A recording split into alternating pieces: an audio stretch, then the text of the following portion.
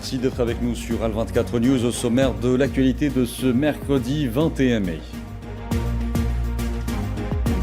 Plus de 70 Palestiniens sont tombés en martyrs et des dizaines d'autres ont été blessés au 64e jour de la reprise de l'agression de l'entité sioniste contre les Palestiniens dans la bande de Gaza.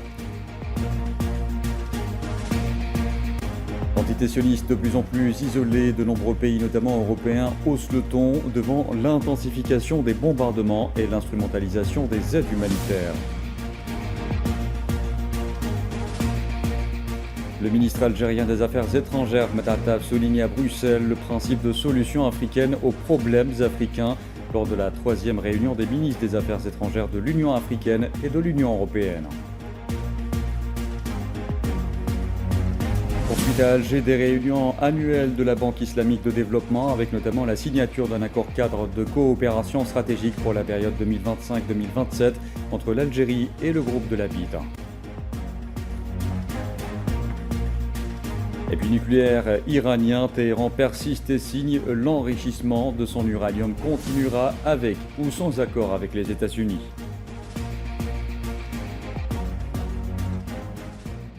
Bonsoir à tous. Plus de 70 Palestiniens sont tombés en martyrs et des dizaines d'autres ont été blessés au 64e jour de la reprise de l'agression de l'entité sioniste contre les Palestiniens dans la bande de Gaza, ce qui porte le nombre des victimes de ce crime, de ce génocide entamé le 7 octobre 2023 à 53 655 martyrs et 121 950 blessés.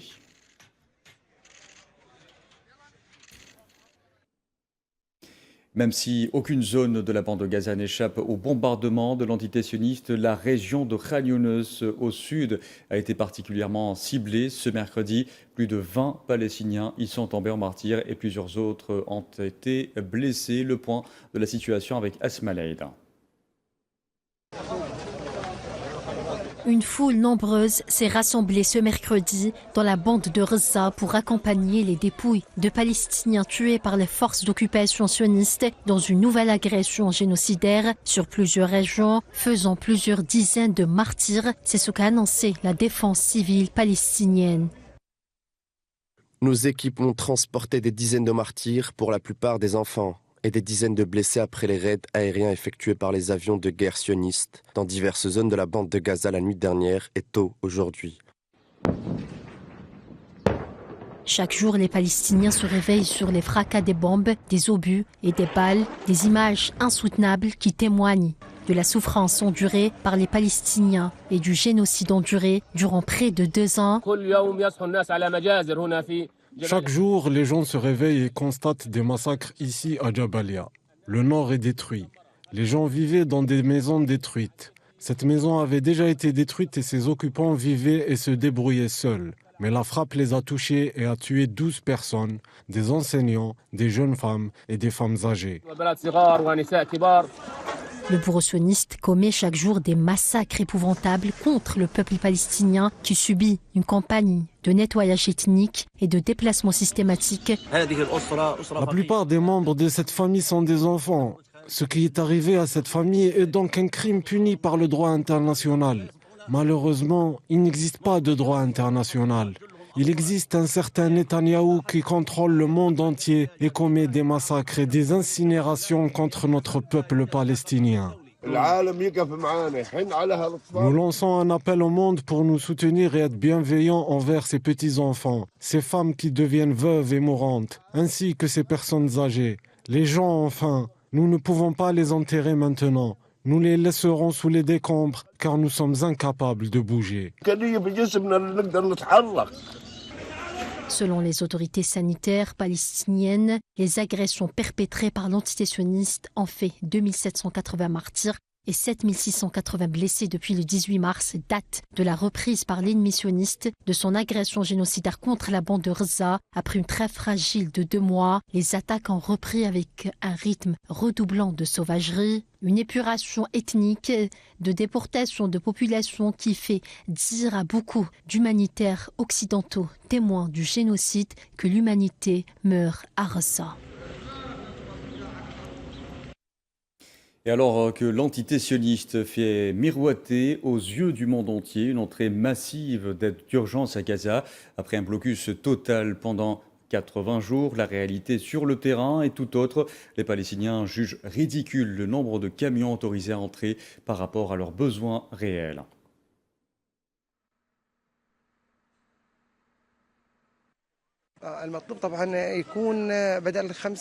Au lieu de 5 camions, il en faudrait 500 pour fournir suffisamment de nourriture à la bande de Gaza. La santé de la plupart des habitants s'est détériorée et ils ont du mal à survivre. Nous voulons que les fournitures essentielles comme la farine, le riz et l'huile de cuisson puissent entrer, sans être liées à des conditions politiques.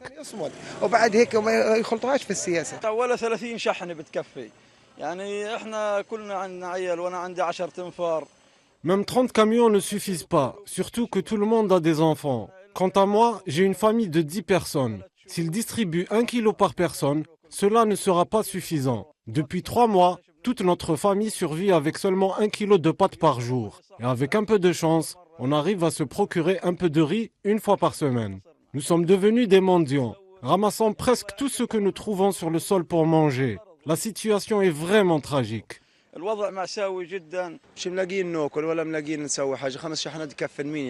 Aucun d'entre nous ne trouve de quoi manger. Les 5 camions qui sont arrivés ne suffiront même pas à pallier la pénurie. Ils pourraient tout aussi bien ne pas venir du tout.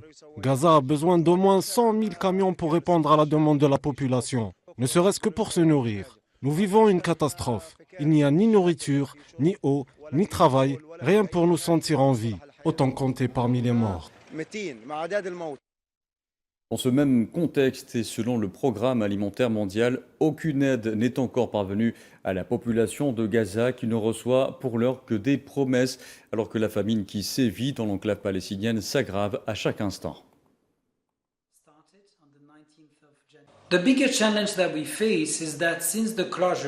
Le plus grand défi auquel nous sommes confrontés est que depuis le bouclage, aucune aide commerciale ni humanitaire n'est parvenue à Gaza. Ces 2 derniers jours, nous avons eu la possibilité de rétablir une partie de l'aide humanitaire.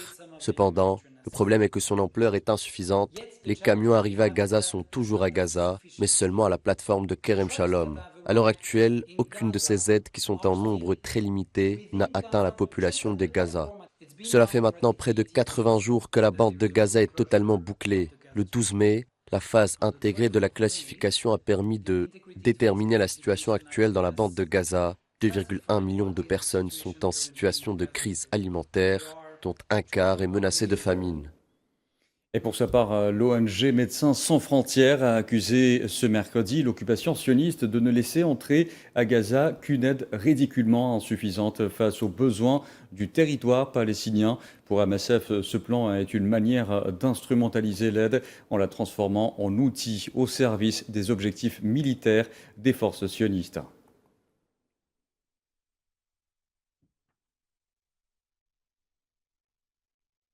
L'aggravation de la situation humanitaire engendrée par le blocus et l'intensification des bombardements ont poussé de nombreux pays, notamment européens, à hausser le ton ces derniers jours en accentuant la pression sur l'entité sioniste de plus en plus isolée. Safouane Ben Sabri.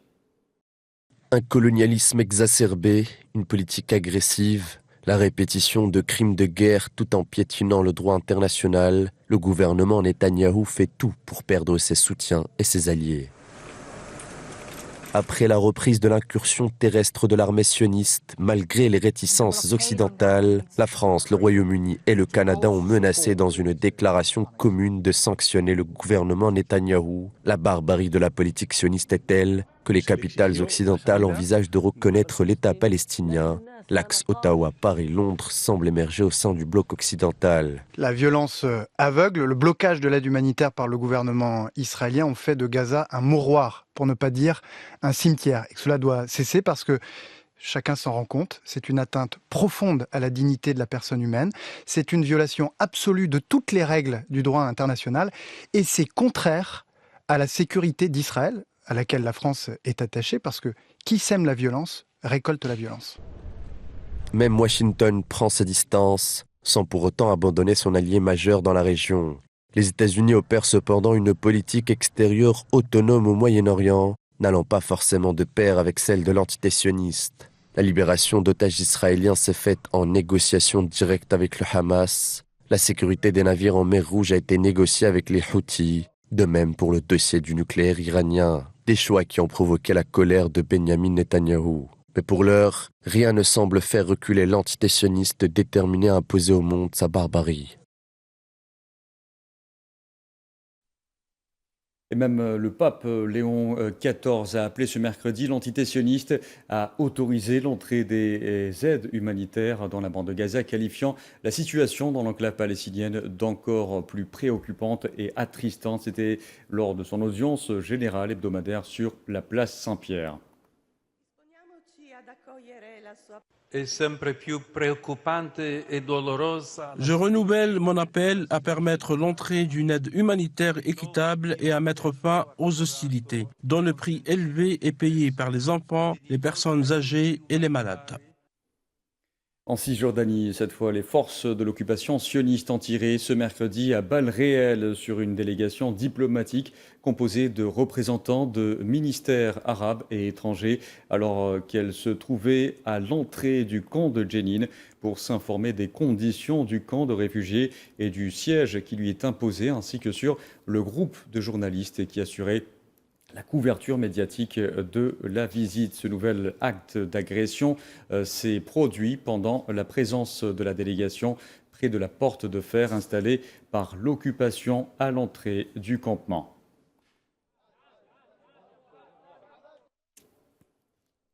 Dans l'actualité aussi, un Libanais est tombé en martyr ce mercredi suite à une frappe de drone des forces de l'entité sioniste dans le sud du Liban. La frappe a visé une voiture dans le village de Ain Baal, dans la région de Sour, et ce, malgré le fragile cessez-le-feu entré en vigueur le 27 novembre dernier, mettant fin à des mois d'agression des forces de l'entité sioniste.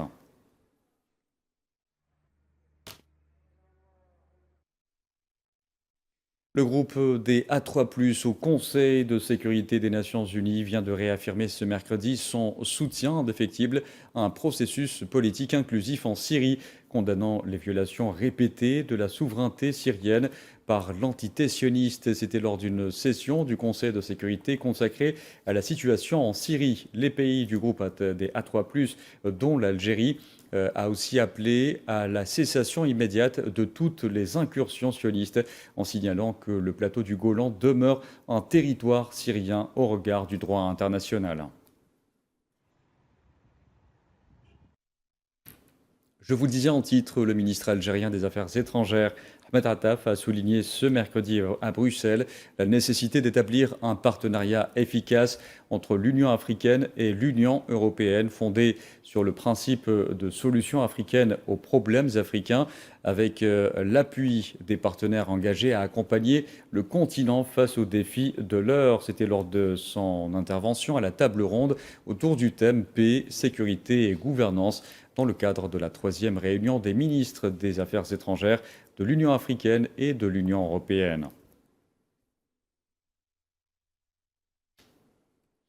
En marge de sa participation aux travaux de la 3e réunion des ministres des Affaires étrangères de l'Union africaine et de l'Union européenne, le ministre algérien des Affaires étrangères s'est entretenu notamment avec la haute représentante de l'Union européenne pour les affaires étrangères et la politique de sécurité, Kaya Kallas, passant en revue les différents aspects des relations de coopération et de coordination unissant l'Algérie et l'Union européenne dans la perspective de réactiver les mécanismes institutionnels encadrant le partenariat algéro-européen. Les deux parties ont également évoqué la révision de l'accord d'association entre l'Algérie et l'Union européenne, permettant de conférer à ce partenariat l'équilibre escompté, notamment dans son volet économique. À cette occasion, les deux parties ont échangé les vues et les analyses sur nombre de questions d'actualité, en tête desquelles les développements de la situation en Libye en particulier et les tensions dans la région du Sahel en général. À noter aussi que Ahmed Attaf a rencontré à Bruxelles nombre de ses homologues, notamment allemand Johann Wadephul.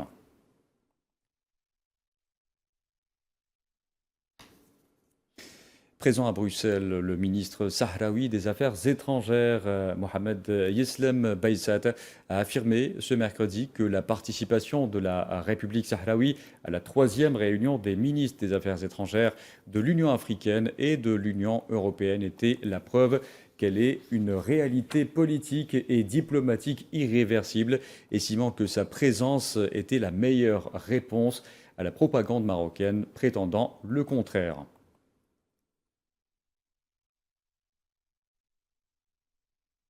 Je vous en parlais aussi en titre, poursuite à Alger des réunions annuelles de la Banque islamique de développement, marquées notamment par la signature d'un accord cadre de coopération stratégique pour la période 2025-2027 entre l'Algérie et le groupe de la Banque islamique de développement, et ce en vue de soutenir les secteurs contribuant au renforcement de la compétitivité, à la diversification économique, au développement des infrastructures et à l'appui au secteur privé. L'accord a été signé en présence notamment du Premier ministre algérien Nedel Arbaoui, qui a présidé l'ouverture officielle de ces réunions annuelles.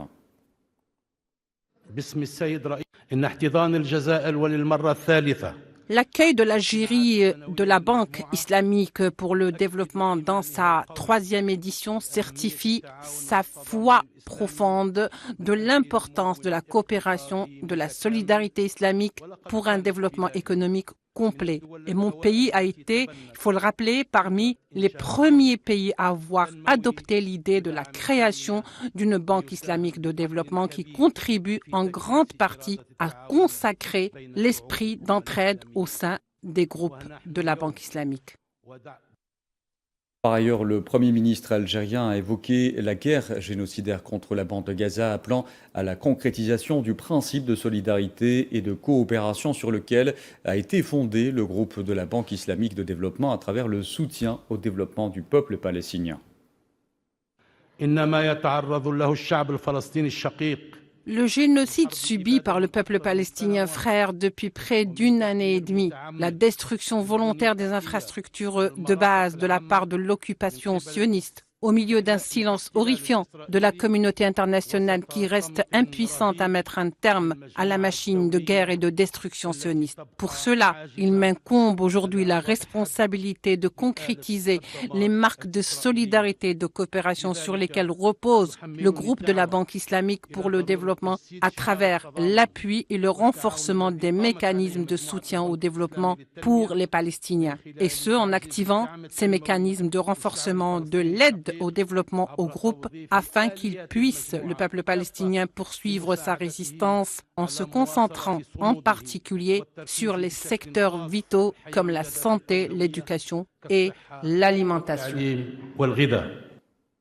En évoquant l'aide à la reconstruction de la bande de Gaza, dévastée par 1 an et demi d'agression génocidaire de l'entité sioniste, les réunions annuelles de la Banque islamique de développement ont été marquées par la signature d'un accord pour la construction d'un hôpital à Gaza.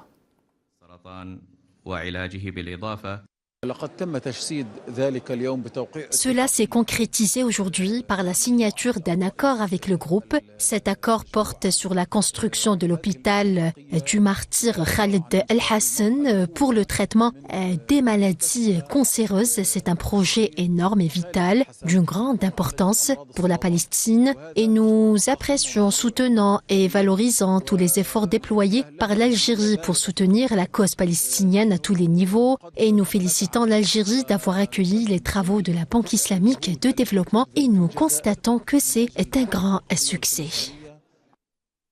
Par ailleurs, le groupe de la Banque islamique de développement a signé ce mercredi à Alger plusieurs conventions de financement avec des États membres ainsi que des mémorandums d'entente avec des institutions internationales pour un montant total de plus d'1 milliard de dollars. Voici le compte-rendu signé Mohamed Walid Ben Chaban et Imen Merad. En marge des réunions officielles de la Banque islamique de développement à Alger, plusieurs rencontres consacrées à divers secteurs, notamment le secteur privé, ont été organisées durant 3 jours, offrant une plateforme de dialogue entre les différents acteurs économiques. Des ateliers et panels de discussion ont également été animés à l'attention des opérateurs économiques portant sur les opportunités d'investissement et de financement de différents projets. Notre présence effective sur le continent donne l'occasion en fait d'être une courroie de transmission à des différents instruments mis en place par la BID qui peuvent impacter positivement le développement de nos pays en Afrique, notamment en termes de création d'emplois, en termes de financement des PME. On pense que on a l'expertise pour originer des transactions intéressantes qui devraient pouvoir intéresser la BID et aussi faire beaucoup de promotion pour la finance islamique. L'Algérie, en tant qu'hôte de ces assemblées, a mis en avant son engagement à renforcer sa position sur la scène économique internationale. Dans le domaine des assurances et de réassurances, la CAGEX a signé un accord de partenariat avec la Banque islamique de développement. L'assurance avec un des partenaires de la CAGEX, en l'occurrence donc SIEC. Et ce traité de réassurance comporte 3 volets extrêmement importants. Le premier, c'est l'assurance crédit domestique, l'assurance du crédit à l'export et l'assurance des investissements des Algériens à l'étranger.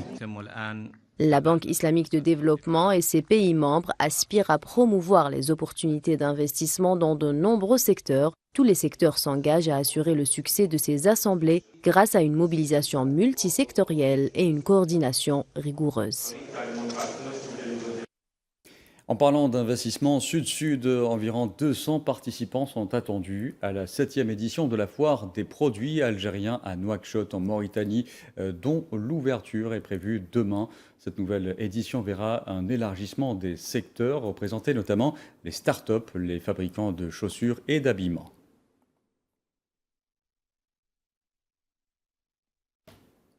La République démocratique du Congo est confrontée à une crise humanitaire d'une envergure alarmante dans sa région orientale. Le directeur régional du PAM pour l'Afrique orientale et australe, Eric Perdisson, a souligné que la situation en RDC avait longtemps été perçue comme une crise oubliée, alors que des niveaux records de faim et de déplacement y ont atteint des sommets inquiétants en raison des violences continues.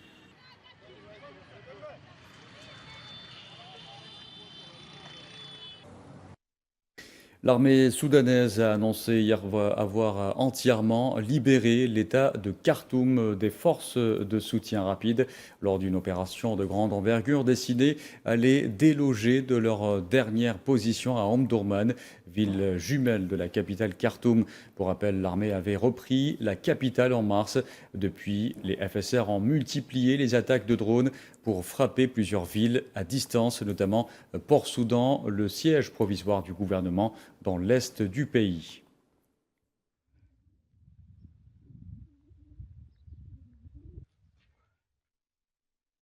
Je vous disais en titre, en parlant du nucléaire iranien, à l'heure où les parties occidentales, notamment les États-Unis et l'Union européenne, affichent leur optimisme quant au stade des discussions directes avec l'Iran, Téhéran persiste et signe l'enrichissement de son uranium continuera avec ou sans accord avec les États-Unis. Le point avec Neila Hamouda. En Iran, la ligne rouge est tracée. Téhéran ne compte pas céder face aux pressions américaines et l'enrichissement de l'uranium continuera. La déclaration est claire, accord ou non, les centrifugeuses ne s'arrêteront pas. Nous avons déjà répondu à ces demandes déraisonnables. Répéter une position irréaliste, illogique et irrationnelle ne la légitime en rien. Peu importe le nombre de fois que les responsables américains la répètent, cela ne changera rien à l'essence du problème. Notre position est parfaitement claire. Je l'ai déjà dit clairement et je le répète, l'enrichissement d'uranium en Iran se poursuivra avec ou sans accord. Téhéran dénonce des exigences jugées irréalistes et inacceptables. L'Iran réclame la levée des sanctions avant tout compromis.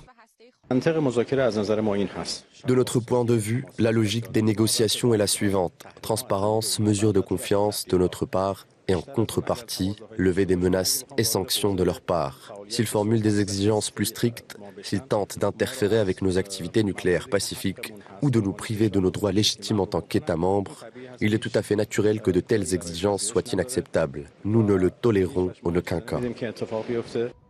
Pourtant, l'Iran affirme ne pas tourner le dos à la diplomatie, mais la tension reste vive et le dialogue s'annonce compliqué.